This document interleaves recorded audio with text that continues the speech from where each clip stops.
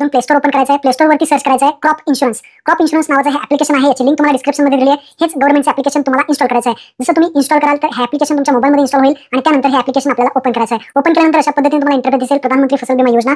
यामध्ये आपल्याला login register, यामध्ये लॉगिनचं बटन दिसतंय. या लॉगिन बटनवर क्लिक करायचं आहे. मागच्या वर्षी तुम्ही फॉर्म भरलेला असेल तर आपला जो काही मागच्या वर्षी फॉर्म भरताना जो मोबाईल नंबर टाकला होता तो मोबाईल नंबर इथे तुम्हाला टाकायचा आहे आणि लॉगिन विथ ओटीपी या पर्यायावरती क्लिक करायचा आहे. जो मोबाईल नंबर तुम्ही टाकाल त्यावरती सगळी माहिती ऑटोमॅटिकली येणार आहे. तर तुम्हाला ओटीपी येईल, तो ओटीपी तुम्हाला इथे टाकायचा आहे आणि जर तुमची माहिती ऑटोमॅटिकली नाही आली तर तुम्हाला त्याची माहिती, त्या शेतकऱ्याची माहिती भरायची. आता ओटीपी टाकून लॉगिन केलं, तुम्ही पाहू शकता इथे नाव वगैरे ऑटोमॅटिकली सगळी माहिती आलेली आहे. आता आपल्याला डायरेक्टली फॉर्म भरायचा. फॉर्म भरण्यासाठी खाली एक ऑप्शन देण्यात आलेला आहे, ते पाहू शकता बॉक्समध्ये PMFBY इन्शुरन्स. खाली तुम्हाला फॉर्म भरण्यासाठी सेपरेट ऑप्शन दिला आहे apply for the insurance scheme आणि त्याखाली मोठा बॉक्स आहे PMFBY इन्शुरन्स. याच बॉक्सवरती आपल्याला क्लिक करायचं आहे. क्लिक केल्यानंतर हा फॉर्म तुमच्यासमोर ओपन होईल. आता हा फॉर्म आपल्याला भरायचा आहे. A to Z प्रोसेस सांगतो. पहिल्यांदा महाराष्ट्र स्टेट आपल्याला सिलेक्ट करायचं आहे. त्यानंतर सीझन खरीप आहे का रब्बी, तर आपलं खरीप आता चालू आहे तर खरीप सिलेक्ट करा. त्यानंतर स्कीम विचारली आहे PMFBY, जो पहिला ऑप्शन आहे तोच आपल्याला सिलेक्ट करायचा आहे. त्यानंतर इयर 2025 टाकून सबमिट आणि नेक्स्ट करायचं आहे. त्यानंतर बँक अकाउंट, जर तुम्ही अगोदर फॉर्म भरला असेल तर इथे बँक अकाउंट दाखवेल. हे बँक अकाउंट बरोबर असेल तर हे बँक अकाउंट तुम्ही सिलेक्ट करायचं आहे आणि सेव्ह आणि नेक्स्ट करायचं आहे. बँक अकाउंट जर तुम्हाला ऍड करायचं असेल तर इथे बँक अकाउंट ऍड न्यू वरती क्लिक करून बँक अकाउंट सुद्धा ऍड करू शकता. मी हे बँक अकाउंट सिलेक्ट करतो आणि सेव्ह आणि नेक्स्ट पर्यायावरती क्लिक करतो. त्यानंतर इथे पाहू शकता आता डिटेल्स फार्मरची विचारली आहे, ज्यामध्ये शेतकऱ्याची माहिती, name as per passbook, passbook वरती जसं नाव असेल तसंच नाव टाकायचं आहे. नेम ॲज पर आधार कार्ड वरती जसं नाव आहे ते ऑटोमॅटिकली आलेलं दिसेल. आधार नंबर ऑटोमॅटिकली आलेला दिसेल. त्यानंतर मोबाईल नंबर इथे ऑटोमॅटिकली आलेला दिसेल. त्यानंतर रिलेटिव्ह नेम, त्यानंतर सन ऑफ, त्यानंतर एज. तुम्ही जर मागच्या वर्षी फॉर्म भरला असेल तर ही ऑटोमॅटिकली माहिती आलेली दिसेल. जर ही माहिती ऑटोमॅटिकली आली नाही तर तुम्ही ती मॅन्युअली टाईप करू शकता, ज्यामध्ये रिलेटिव्ह नेम, सन ऑफ, त्यानंतर वय म्हणजे एज, इथे शेतकऱ्याची माहिती टाकायची आहे. त्यानंतर जेंडर विचारलंय, मेल फिमेल जे असेल ते इथे सिलेक्ट करा. त्यानंतर कास्ट कॅटेगरी विचारली आहे, SC ST जनरल OBC, ज्या कॅटेगरीमध्ये येत असाल ते इथे सिलेक्ट करा. त्यानंतर फार्मर कॅटेगरी विचारली आहे, ज्यामध्ये पहिला ऑप्शन आहे ओनर. जर तुमचं नाव सातबाऱ्यामध्ये असेल तर तुम्ही ओनर आहात, त्यामुळे ओनर सिलेक्ट करा. जर तुम्ही तुमची शेती हे कुणाला कसायला वगैरे दिली असेल, करायला दिली असेल तर शेअर क्रॉपर सिलेक्ट करा. त्यानंतर तिसरा ऑप्शन आहे टेनंट. तुम्ही जर शेती भाड्याने करायला घेतली असेल, भाडे तत्वावरती शेती घेतली असेल तर तुम्ही टेनंट हा ऑप्शन सिलेक्ट करा. अशा पद्धतीचे 3 ऑप्शन आहेत, तुम्ही त्या कॅटेगरीमध्ये ते सिलेक्ट करा. नंतर फार्मर टाईप, तुम्ही छोटी शेती करत असाल तर स्मॉल टाका, वेगळी काही करत असाल तर ऑदर टाका. मार्जिनल, मार्जिनल म्हणजे जास्त उत्पन्न तुम्ही शेतीतून घेत असाल तर मार्जिनल टाका.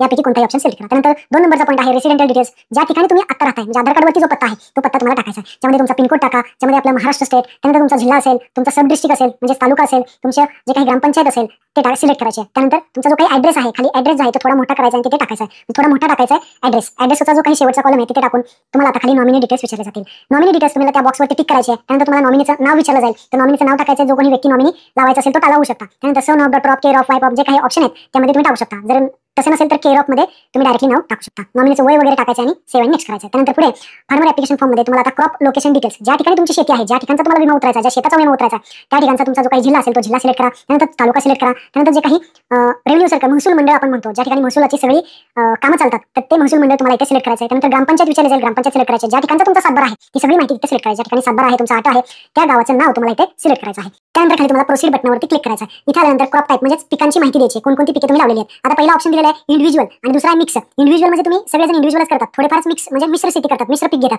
मिक्स म्हणजे काय, तर एका पिकासोबतच डायरेक्ट शेतामध्ये दुसरं पीक लावलं जातं, त्याला मिश्र शेती म्हणतात. आता इंडिव्हिज्युअल भरपूर जणांचं मी इंडिव्हिज्युअल सांगणार आहे. मिक्सचं मी तुम्हाला पुढच्या व्हिडिओमध्ये सांगेल, कारण त्याच्यामध्ये रेशो टाकायचा असतो. तर मिश्रपैकी ज्यांनी घेतलं असेल तर ते मिश्र इथे सिलेक्ट करू शकतात. आता इथे आपण इंडिव्हिज्युअल सिलेक्ट केलं, त्यानंतर आता भुईमुग आहे, कांदा आहे, कुठलं पीक तुम्ही घेतलेलं आहे तुमच्या शेतामध्ये ते तुम्ही इथे सिलेक्ट करायचं आहे. आणि जे मिक्सवाले आहेत ते मिक्सवाले सुद्धा अशा पद्धतीने म्हणजे ज्यांनी मिश्र एका सोबत म्हणतोय, शेजारी म्हणत नाही, एका पिकासोबत जे काही घेतलं असेल ते तुम्हाला रेशो टाकावा लागतो. आणि हा रेशो त्याचे कॅल्क्युलेट आहे, एक्सेल फाईल, ती एक्सेल फाईल देईल मी, त्यामध्ये तो कॅल्क्युलेट करावा लागतो. तर मी दुसरा एक व्हिडिओ बनवणार आहे त्यामध्ये रेशो तुम्हाला दाखवला जाईल. मी आता हे इंडिव्हिज्युअल मध्येच घेणार आहे, हे पीक मला इंडिव्हिज्युअल मध्ये टाकायचं आहे. तर एक 20 ते 25% मिक्स मध्ये करतात, तर ते मिक्स मध्ये इथे टाकू शकतात. आता इंडिव्हिज्युअल मध्ये मी टाकलेला आहे भुईमुग. तुम्ही जे पीक घेतलेले ते पीक सिलेक्ट करा. त्यानंतर सोईंग डेट म्हणजे पेरणीची तारीख इथे सिलेक्ट करायची. पेरणीची तारीख सिलेक्ट केल्यानंतर ओनर म्हणजे ज्यांचं सातबाऱ्यात नाव आहे ते ओनर. शेअर क्रॉपर, ज्यांनी शेती करायला दिली असेल ते शेअर क्रॉपर. टेनंट म्हणजे भाडेतत्वावरती शेती घेतली असेल करायला तर ते टेनंट मध्ये येणार. अशा पद्धतीचे 3 ऑप्शन आहेत, त्यापैकी जे असेल ते सिलेक्ट करा. त्यानंतर सर्वे नंबर विचारला आणि खाता नंबर. सर्वे नंबर म्हणजे भूमापक क्रमांक किंवा गट नंबर म्हणतो आपण, सातबाऱ्याचा गट नंबर इथे टाका. त्यानंतर खाता नंबर म्हणजे 8 जो आहे त्या 8 उतारावरती जो खाते नंबर आहे तो टाका. त्यानंतर प्रोसीड करा. प्रोसीड केल्यानंतर तुम्ही पाहू शकता त्या व्यक्तीचं नाव इथं आलेलं दिसेल, ज्या व्यक्तीचा तुम्ही खाते नंबर वगैरे टाकलेला आहे. तर तुमचं नाव बरोबर आहे का एकदा चेक करा. जे काही जमीन आहे, शेती आहे ती बरोबर आहे का चेक करा. ती जमीन सिलेक्ट करा आणि प्रोसीड बटनावरती क्लिक करा. त्यानंतर इथं आता जे काही तुम्ही पीक निवडलेलं आहे ते किती एरियामध्ये तुम्ही घेणार आहात, 1 हेक्टर 2 हेक्टर किंवा 0.r जे काही आर मध्ये घेणार असेल ते 0. टाका. तशा पद्धतीने किती हेक्टरमध्ये एरियामध्ये घेणार आहेत तुम्ही पीक घेणार आहे ते पीक तुम्हाला इथे असं टाईप करायचं आहे. त्यानंतर तुम्हाला किती पैसे भरावे लागणार आहेत ते खाली तुम्हाला प्रीमियम टू पे दाखवलं जाईल. तर त्यानंतर प्रोसीड बटनावरती क्लिक करायचं आहे आणि सम इन्शुअर सुद्धा दाखवलं जाईल.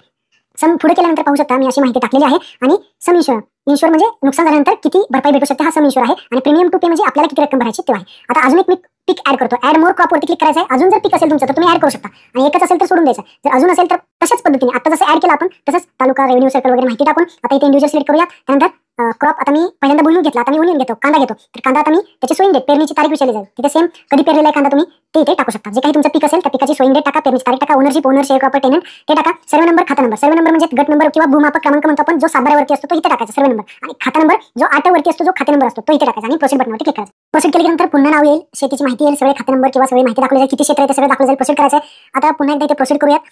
जेवढा एरिया तुम्ही अगोदर एखाद्या पिकाला टाकला असेल तो एरिया अवेलेबल किती आहे तो दाखवला जाईल. म्हणजे आता जो काही शिल्लक असेल तो तुम्ही इथे टाकू शकता, किंवा अजून काही गट नंबर असेल ते तुम्ही इथे टाकून ते ऍड करू शकता. आता मी 2 पिके अशा पद्धतीने ऍड केले. तुम्ही ऍड मोर क्रॉप वरती क्लिक करून दुसऱ्या गावातले असतील किंवा 2-3 सातबार असतील ते तशा पद्धतीने तुम्ही ऍड मोर क्रॉप वरती ऍड करून इथे आपले पिके ऍड करायचे. पिके ऍड केल्यानंतर प्रोसीड करायचे. आता डॉक्युमेंट अपलोड करायचे. पहिल्यांदा आहे पासबुक किंवा चेकबुक. शेतकऱ्याचं जे काही आपलं पासबुक आहे किंवा चेकबुक आहे ते इथे आपल्याला कॅमेरावरती क्लिक करायचं आहे. परमिशन द्यायची आहे. याचा तुम्ही पीडीएफ वरती अपलोड करू शकता, गॅलरीमधून अपलोड करू शकता, किंवा कॅमेऱ्याने डायरेक्ट फोटो काढून सुद्धा अपलोड करू शकता. 3 ऑप्शन तुम्हाला खाली दिलेले आहेत. तर मी गॅलरी घेतो. गॅलरीमधून जे काही पासबुक आहे मी अगोदर फोटो काढून ठेवला होता ते इथे अपलोड केलेला आहे. त्यानंतर upload land record. Upload land record जो दुसरा ऑप्शन त्यावरती क्लिक करायचा आहे. लँड रेकॉर्ड मध्ये तुम्ही काय काय अपलोड करणार, तुम्ही 7-12 आणि 8 दोन्ही अपलोड करायचे. आता मी पीडीएफ त्यांची बनवलेली आहे, तर मी पीडीएफ हा ऑप्शन सिलेक्ट करतो आणि 7-12 आणि 8 हे दोन्ही मी यामध्ये टाकलेले आहेत आणि अपलोड केलेले आहेत. त्यानंतर सोईंग सर्टिफिकेट. सोईंग सर्टिफिकेट म्हणजे आपला पीक पेरा, एक सो घोषणापत्र असतं ते तुम्हाला द्यावं लागतं. तर पीक पेराबाबतचं सो घोषणाची पीडीएफ आहे ती तुम्हाला डिस्क्रिप्शन मध्ये दिली आहे. आणि ज्यांचं सामायिक क्षेत्र आहे, लक्षात ठेवा महत्त्वाचं पॉईंट आहे, सामायिक क्षेत्रात सुद्धा जे काही फॉर्मॅट आहे तो मी दिलेला आहे, त्यामध्ये तुम्ही ह्या पीक पेरा आणि सामायिक क्षेत्र असेल तर त्याच्यासोबतच एक पीडीएफ करून जे सामायिक क्षेत्राचं ज्याच्यावरती सगळ्यांच्या सह्या घेऊन ते सामायिक क्षेत्र तुम्ही अपलोड करू शकता. जर सामायिक क्षेत्रात नसेल